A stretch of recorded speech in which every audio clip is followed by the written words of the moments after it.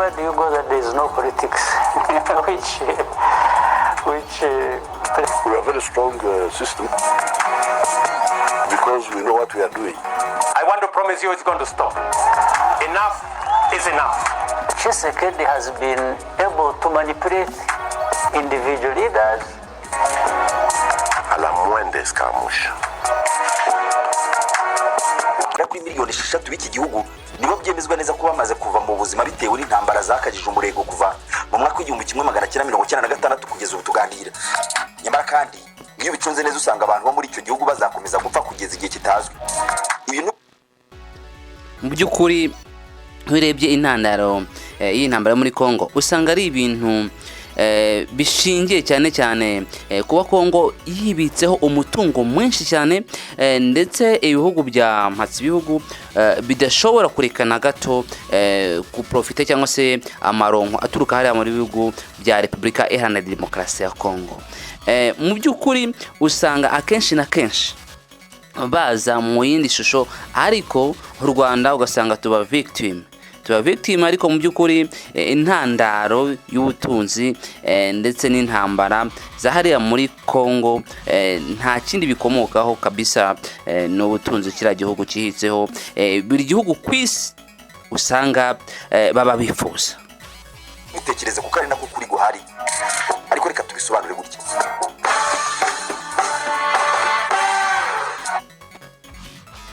Mena mwaka w'2022 mu nama y'abaminisitiri Perezida wa Repubulika ya Demokarasi ya Congo Antoine Tshisekedi Chilombo yareruye avuga ko ibintu bikomeje kuzamba mu burasirazuba bw'iki gihugu. Icyakora akavuga ko impamvu ari uko u Rwanda rushaka kwigarurira ubutaka bwabo bukungahaye kuri zahabu, korota ndetse na cobalt. Kuko rero u Rwanda nta nganda zicura ibyogajuru, indege n'ibindi bikoresho bihambaye bikorwa muri ayo mabuye. Ibyo bita byumvikanisha ko Perezida w'iki gihugu Felix Antoine Tshisekedi mu by'ukuri adasobanukiwe neza irengero ry'amabuye y'agaciro ndetse n'abamwiba, bityo ngo abe yanatahura neza abushoza y'intambara. Ejo bundi ku itariki ya 8 z'uku kwezi Gashyantare mu nama yahuje abakuru b'ibihugu by'umuryango w'iterambere n'ubukungu bya Afurika y'Amajyepfo SADC ndetse n'Afurika y'Iburasirazuba EAC i Dar es Salaam muri Tanzania. Perezida wa Kenya Dr. William Ruto Samoei yavuze ko intambara zirambye mu burasirazuba bwa Congo zihishe inyuma y'ibihugu by'amahanga akurikiranye inyungu zikomoka ku butunzi bw'iki gihugu, kandi akavuga ngo buri gihugu kiba gifite inyungu zacyo zihariye. Uretse n'ibyo kandi ku itariki ya 21 Gashyantare mu mwaka w'2024 wari minisitiri w'ububanyi n'amahanga wa Repubulika ya Demokarasi ya Congo Christophe Rutundura yumvikanye yamaganira kuri bijyanye n'amasezerano ajyana n'ubucuruzi bw'amabuye y'agaciro ari hagati y'u Rwanda n'ibihugu bigize ishyirahamwe ry'ubumwe bw'Uburayi. Bwana Rutundura yavuze ko ubutaka bw'u Rwanda budafite amabuye y'agaciro y'ingenzi cyane ashakishwa ku isi yose muri iki gihe nka coltan, cobalt, lithium ndetse na niobium. Nuko ahera ngaho avuga ko amaperereza y'inzego zitandukanye zirimo inteko ishinga amategeko ya Congo n'inzobere z'umuryango w'abibumbye yerekanye ko u Rwanda rwifashisha inzira y'abagizi ba nabi na kompanyi rukoresha rwashyizeho mu kuhakura amabuye y'agaciro n'undi mutungo kamere Congo ifite ku bwinshi. Muri raporo amagana zashyizwe hanze n'ibigo bitandukanye harimo n'ibya banki y'isi zigaragaza ko Repubulika ya Demokarasi ya Congo ari cyo gihugu cya mbere gikungahaye ku butunzi karemano. Gusa uyu mutungo kamere aho gutunga abaturage ba Congo batera imbere ahubwo bakururira umuvumo n'intambara bitagingana. Ibyo kuba kandi Congo ari igihugu gikungahaye ku mutungo kamere bizwi na buri wese uhereye ku bana, amajigije n'abasheshe akanguhe. Uramutse usugiye ibinyamakuru bitandukanye wasanga inkuru zandikwa buri munsi ari zivuga ko amahanga ari inyuma y'akavuyo akaduruvayo n'intambara zitagira ingano muri iki gihugu kugira ngo babone uko bisahurira ubwo butunzi Imana yihereye abakongomani nta kibuze. Reka muri iki kiganiro tugaruke kuri ubu butunzi bwa Congo. Uyu munsi utajyana kure impamvu yo kuba abakongomani bicana baryana byo gusubiranamo nta kubazanya impamvu, nyamara bose basangiye amasano. Turifashisha inyandiko ndetse n'ikindi cyo cyose cyadufasha kumenya no gusobanukirwa impamvu uwo mutungo kamere w'iki gihugu umarirwa na buri wese. Ngwaye ikaze. Ku itariki ya 14 Werurwe umwaka ushize wa 2024 ikigo ny'Amerika gishinzwe guteza imbere ubucuruzi n'ishoramari International Trade Administration cyashyize hanze raporo ndende igaragaza ingano n'ubutunzi bwose bwa Congo ndetse n'agaciro kabwo. Muri iyo raporo batangira bavuga ko ubusanzwe kubara cyangwa kubarura ubutunzi bw'igihugu runaka ngo bube bwanahabwa agaciro ari ibintu biba bigoranye cyane kuko haba hari na byinshi biriho mu buryo karemano kandi byahita ko bihindurwa mu bundi buryo. Ibyo bikaba byabyazwa umusaruro na serivisi zitandukanye zibishamikiyeho. Kugira ngo ibi byose rero bibe byahabwa agaciro k'amafaranga usanga ari ibintu bigoye cyane. Ariko kandi hari ibintu byinshi icyo gihugu kiba gihungabanyeho mu buryo karemano bishobora no guhita bibarwa hakurikijwe ingano yabyo, hakaba hakorwa igereranya bihabwa agaciro kugira ngo nabyo bigere mu buryo bw'amafaranga kuko byabarika ndetse n'ibiciro byabyo bikaba bizwi kandi no guta agaciro kwabyo bikaba ibintu bitashoboka. Ibyo ngo birimo nka gaze na peteroli cyarimwe n'amabuye y'agaciro ya zahabu, diyama ndetse n'andi menshi. Kuva kuva mu myaka myinshi ishize byagiye bivugwa ko ibyo byose Repubulika ya Demokarasi ya Kongo bifite ku bwinshi mu butaka bwayo ku buryo byahwana n'agaciro ka triliyoni 24 z'amadolari y'Amerika nk'uko bigaragazwa na banki y'isi World Bank. Ako ni akayabo, ariko kandi byasaba ko ibyo byose bicukurwa bigatunganywa neza hanyuma bigashorwa ku isoko bigacuruzwa. Muri ya raporo ya International Trade Administration bakomeza bavuga ko amabuye y'agaciro atari yo mitungo kamere gusa Repubulika ya Demokarasi ya Kongo ikungahayeho, ahubwo ababitekereza uko nguko ngo baba babyibeshyaho cyane kuko hari ibindi bintu bibarwa nabyo byabyara umusaruro n'amafaranga mu buryo bwihuse mu gihe byose baramukubiteranirije hamwe. Ugendeye kuri ibyo ushobora gusanga Repubulika ya Demokarasi ya Kongo ari cyo gihugu cya mbere gikize ku isi nk'uko byagarutsweho n'umwanditsi Jason Steyans mu gitabo cye cy'amapaje 416 yise Dancing in the Grove of Monsters. Uyu nguyu yashimangiye ko ubutunzi bwa Repubulika ya Demokarasi ya Kongo ari bwinshi kurenza ikindi gihugu icyo ari cyo cyose kiri muri iyi si, ku buryo ari nayo mpamvu Repubulika ya Demokarasi ya Kongo warana intambara, abantu bicana. Ngira ngo namwe mwabyumviye neza ko nubwo Amerika ndetse n'Ububiligi ndetse na biriya bihugu bya West bikunda kuza gufatira u Rwanda ibihano, biriya bihugu iyo urebye usanga nibyo byihishe inyuma y'ubujura bukabije bw'amabuye y'agaciro ndetse n'umutungo kamere bya Kongo, ahubwo bikabura aho bibyegeka kuko bishaka kwiba nk'ibisamba ariko byihishe biteruye, noneho hakaba ariho bihera bibyegeka ku gihugu cy'u Rwanda. Iyo niyo ntandaro, nta kindi. Biriya bihugu birashaka amabuye y'agaciro ndetse n'ubutunzi bwa Kongo. Amanywa y'ihangu kandi bwo kubakiza nawe akaza yigize Messi ariko mu nyungu zo gucukura ndetse no gusahura kuri bwa butunzi bwa Kongo. Uretse na Jason Steyans, ibigo bisanzwe bikora ubushakashatsi ku mutungo kamere nka Global Witness, banki y'isi, kongeraho n'inzobere za Loni, bose bahuriza ku kuba Repubulika ya Demokarasi ya Kongo ifite umutungo kamere wayibanye umurengera. Ku rundi ruhande, Bwana Sahid Moj wabaye n'umuyobozi wa kimwe mu bigo bifite ubunararibonye mu bucukuzi bw'amabuye y'agaciro kimwe n'indi mitungo karemano, we yavuze ko byibura ayo mabuye y'agaciro ya Repubulika ya Demokarasi ya Kongo agaciro kayo kadashobora kujya munsi ya triliyoni 35 z'amadolari y'Amerika. Ngo triliyoni 24 zakomeje kugarukwaho kuva kera na benshi ntabwo ari byo. Aho bigeze ubu ngubu babyibeshyaho cyane kandi bakabishingiraho babeshya batuye isi. Dukomeje muri ya raporo ya International Trade Administration bavuga ko Repubulika ya Demokarasi ya Kongo ari cyo gihugu gifite amazi atemba yo mu biyaga, imigezi ndetse no mu biyaga bitabarika, kongeraho n'ubutaka bwera cyane. Ibyo kandi ukaba wabisanga hake cyane mu bindi bihugu byo ku isi. Hari amariba menshi n'ibirombe binini cyane bigari bya coltan, zahabu, diama, petrole, imbahu, potassium, uranium, phosphate, manganese, gaze, coltan n'ibindi byinshi tutabarura. Ndetse hari n'ibindi nka niobium, tantalum, titanium na zirconium. Ntabwo warondora iby'agaciro byose bibarizwa mu butaka bwa Repubulika ya Demokarasi ya Kongo. Mu by'ukuri Kongo ifite ubutunzi bwinshi, ntabwo waburondora. Ubundi biriya bihugu bya East cyangwa se biriya bihugu by'Uburayi ndetse na East, uburyo bishakamo amabuye y'agaciro byo bifite inganda zikoresha n'amabuye y'agaciro nyinshi cyane. U Rwanda nta n'inganda rufite. Rero niba bababajwe n'umutekano ndetse bagashaka no gufatira u Rwanda ibihano kubera umutekano muke muri DRC, kuko ari wo bateza umutekano muke, mu by'ukuri bakabaye ubwabo bifatira ibihano. Mu gihe byaramuka bigejeje ku isoko byahita ko bimaranirwa na bose mukayabo k'agaciro n'iby'igiciro bababarira. Hari imigezi myinshi kandi migari, kandi imiterere kimwe n'ibindi biyaga bigari cyane byinshi bihabarizwa, byose bituma Kongo ihinduka imaraniro. Imibande ndetse n'ibibaya by'ubutaka bukungahaye cyane ku byatuma bwera byose mu buryo butakenera ifumbire namba, kongeraho amashyamba magari cyane ndetse n'ibishanga. Ikibaya cy'iki gihugu cya Kongo nacyo kirazwi cyane mu isi yose nka hamwe mu habarizwa urusobe rudasanzwe rw'ibinyabuzima, ndetse byabure no kwitwa hamwe mu hantu ku isi hakibarizwa ibyanya karemano bigari ku nyamaswa ndetse n'ibimera. Kongeraho ko ari hamwe mu hagize ibihaha by'isi kuko hanagira uruhare rufatika mu kuyungurura ikirere cy'isi binyuze muri rya shyamba ryabo Forêt Equatoriale. Ikigo Abenium Minerals cyo muri Canada cyemeza ko Repubulika ya Demokarasi ya Kongo nta kabuza ari cyo gihugu gikize mu buryo karemano ku isi. Ibyo ngibyo bishingirwa ku birombe bigari cyane bihabarizwa nk'ibya coltan nyinshi mu isi kurusha ahandi hose ku isi, ku buryo ibarirwa muri toni miliyoni 10 zayo zabaruwe mu mwaka wa 2021. Cobalt iri ni ibuye rikenewe cyane mu isi ya none, by'umwihariko kugira ngo yifashishwe mu gukora batiri z'imodoka zikurwamo amashanyarazi. Yifashishwa kandi mu gukora za mudasobwa na telefoni ngendanwa n'ikindi gikoresho icyo ari cyo cyose uzigikenera batiri. Uretse cobalt nyinshi gutyo, n'ubundi muri Repubulika ya Demokarasi ya Kongo niho haboneka coltan nyinshi nk'uko bigaragazwa n'iki kigo 80%. None se niba mubyumvise neza, aya mabuye akoreshwa muri bateri z'imodoka ni bandi bafite uruganda rwabo? Ni umuherwe Tesla. Ni Tesla ndetse na Elon Musk nibo bafite gahunda yo gukora imodoka zikoresha bateri. Niyo mpamvu rero usanga ano mabuye cyane cyane nka cobalt akoreshwa muri bateri z'imodoka, kubera ko Amerika afite projet yo gukora imodoka zikoresha umuriro w'amashanyarazi ndetse n'imbaraga zituruka ku muriro w'amashanyarazi.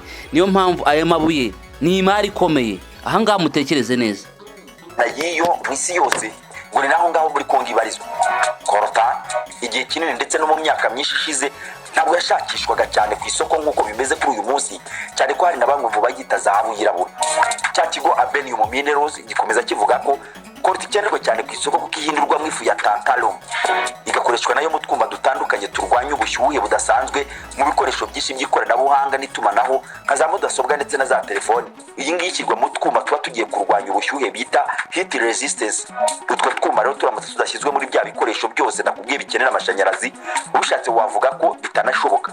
Nubwo ntabwo washobora gukoresha telefoni icometse ku muriro w'amashanyarazi, niyo wayicomokora kandi ugahita ushyira ku gutwi, icyo gihe yagutwika induru zikavuga, ukaba washyira n'ibyo ukoze kuri mudasobwa. Byakorohera kumva impamvu y'impanuka zijya zumvikana hirya no hino ku isi bakubwira ngo telefone yaturitse mu gihe yari icometse. Biba bivuze ko ubushyuhe bwa ya mashanyarazi telefone ikoresha nk'ingufu zo kugira ngo ibashe gukora ibyo yitegetse, ako kanya buba bwaganje buri muri twa twuma tuba twarashyizwemo kugira ngo burwanye bwa bushyuhe. Na niyo mpamvu mu bijyanye no kwitwararika ku mikoreshereze ya telefone bakubuza kuyikoresha icometse ku muriro w'amashanyarazi. Ubwo nabyo ahubwo ubwo nayo kabindi nama yakurindira ubuzima usigaranye. Iki kigo cya Abenium Minerals kivuga kandi ko kopa yo muri Repubulika ya Demokarasi ya Kongo ishakishwa bikomeye cyane hose ku isoko mpuzamahanga bitewe n'uburyo bwayo mu bijyanye n'ubuziranenge ipimamwo, kuko ikirwa hejuru ya 5% ku mpuzandengo y'ubwo buziranenge. Ubundi muri rusange byemerwa ko guhera kuri 0.8% baba bifitemo cya kinyabutabire ukeneye kugira ngo ubyaze umusaruro. Iyo rero iri muri Repubulika ya Demokarasi ya Kongo yarenze ibyo bya 0.8% igera kuri 5%. Ibyo bituma imaranirwa na bose. Iyo ngiyo kandi uretse kuba mu buziranenge yihari ijanisha ringana gutyo, uretse kubikungahaye kuri icyo kinyabutabire ku mpuzandengo ya 5%, ariko n'ubundi 50% kiriho yose ku isi wayisanga muri Repubulika ya Demokarasi ya Kongo gusa. Mu nyandiko isubirwamo na benshi ahanini iyo banagaruka kuri iki gihugu kenshi binagaragaza ko gikungahaye cyane, ariko imitungo yacyo ikaba giteza imbere. Abangaba bagaruka kuba nayo mabuye y'agaciro yose ahabarizwa yahwana na trillion 24 z'amadolari y'Amerika, ariko ibiciro byayo ku isoko mpuzamahanga nabyo bikaba byaratangiye kuzamuka cyane uhereye ku gihe byatangiye kubarwa uko nguko byagiye kugera mu 2021, ahubwo ibiciro byarazamutse cyane kandi n'amadolari bibarwamo nayo ntabwo ahora ku giciro kimwe kuko agenda ahinduka kandi atumbagira. Raporo ya cya kigo International Trade Administration cy'Abanyamerika ivuga ko ubutunzi karemano mu buryo bw'amabuye y'agaciro iki gihugu kibarurwaho bihwana na trillion ubu ngubu zamaze kurenga 35 zose z'amadolari y'Abanyamerika. Ibyo byose nibirwanye n'amabuye y'agaciro gusa. Nko mu bundi butunzi karemano, amazi igiye uzabarizwa muri iki gihugu cya Repubulika ya Demokarasi ya Kongo uhereye no ku migezi n'inzuzi z'amasuma akomeye yabyazwa amashanyarazi, ayo nayo ngo yabyazwa agaciro ka trillion 40 mu madolari ya Leta Zunze Ubumwe z'Abanyamerika. Ayarengeje kuri agaciro k'amabuye y'agaciro habarizwa yanacukurwamo ibirombero runaka ubwayo agashiramo mu gihe runaka ntiyabihanambiranye. Havanywe zahabu ntabwo hashibuka indi, ni kimwe kandi n'amariba ya peteroli kuko nayo akama burundu. Ibyo bigabana n'imigezi rero kuko yo itagikama. Nyamara kuri iyi ngingo wumve neza ko ngubwo Repubulika ya Demokarasi ya Kongo ubwayo aricyo gihugu kimwe rukumbi gifite hejuru ya 50% by'umutungo w'amazi abarizwa imbere ku mugabane wa Afurika wose. Naho kubijyanye n'amasumo ya Inga abarizwa mu ruzi rwa Kongo rucurama rukamanukana umuvuduko ukomeye ku birometero bigera kuri 40 byose, ayo ngayo ngo yabyazwa amashanyarazi ashobora kugera muri megawati 45,000 byose, ngo ku buryo waba ari umwe mu mishinga ikomeye cyane y'iterambere ry'agatangaza mu isi yose nk'uko bigaragazwa muri iyi raporo. Ngo n'amashanyarazi menshi cyane ku buryo budasanzwe ku buryo ashobora kugezwa ku barenga 500,000 bose mu bihugu bitandukanye byo ku mugabane wa Afurika kandi ku giciro gitoya cyane. Ayo rero ngo yaba ari 40% by'amashanyarazi yose akenewe kuri uyu mugabane wirabura wa Afurika. Ubwayo ngaramutse atunganijwe yakinjiza arenga trillion 40 z'amadolari ya Leta Zunze Ubumwe z'Abanyamerika kandi akaboneka mu gihe kirekire kuko yajya yishyuzwa gake gake. Ni imishinga myinshi iriho kugeza aka kanya mu kugerageza kubyaza ayo masumo ya Inga umuriro w'amashanyarazi, nubwo bitazwi neza niba yazigeragezwa no kuri iyo ngano, ariko imishinga iriho kandi yaratunganijwe. Naho mu yindi mitungo karemano kuri urwo rutondo rurerure ibarizwa muri Repubulika ya Demokarasi ya Kongo, amazi ndetse n'ibijyana nayo nabyo byashyizwe ku ruhande, hakarebwaho n'ikijyanye n'amashyamba magari iki gihugu gikungayeho bidasanzwe, ngo nayo abarirwa agaciro ka triliyoni 25 zose z'amadolari ya Leta Zunze Ubumwe z'Abanyamerika nk'uko bigaragara muri iyi raporo. Kongo ifite agace k'urusobe rw'ibinyabuzima rubarizwa mu cyitwa ikibaya cya Kongo cyangwa Plaine Congo, bigaragazwa kandi ko katuwe kuva mu myaka 50 yashize. Repubulika ya Demokarasi ya Kongo kandi ni igihugu cy'ubutaka bugari cyane mu buryo ari nacyo cya kabiri mu bunini ku mugabane wa Afurika, kikaba n'icya 11 ku isi. Icyo kibaya cya Kongo nicyo kibarizwa mu ishyamba rigari cyane cyangwa se icyanya karemano rainforest cya kabiri kigali ku isi.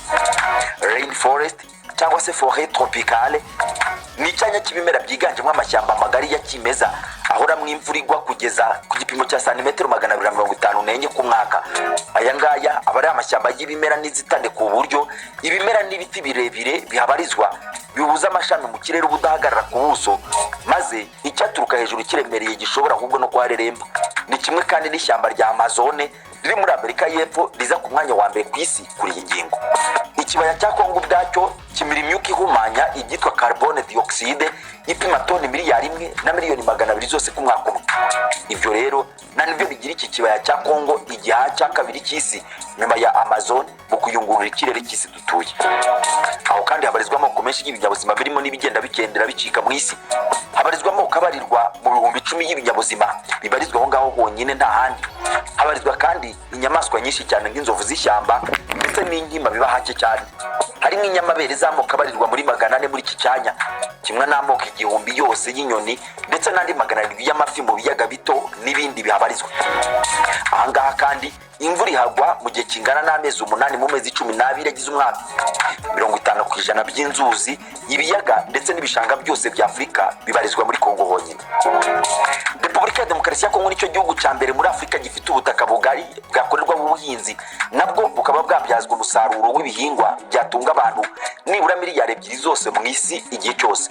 Ubukerarugendo, ubworozi n'ubuhinzi, kubyaza umusaruro amashyamba n'uburobyi ubwabyo ngo byabyazwa akayabo k'amafaranga yakubaka ibikorwa remezo byose bishoboka muri iki gihugu. Kandi mu gihe gitoya ibyo kujya kuri tuyitaka havanwamo za peteroli, hacukurwa gaze n'amabuye y'agaciro bitaniriwe bikorwa cyangwa ngo bibe byarebwaho na busa. Repubulika ya Demokarasi ya Kongo ifite ubutunzi karemano mu buryo ngayo ngoko. Namwe mwabyumviye, iyi niyo ntandaro y'intambara iri hariya muri Burasirazuba bwa Kongo. Ibindi byose ni ubusa byo gufatira u Rwanda ibihano, ni ubusa. Mu by'ukuri this is the reality.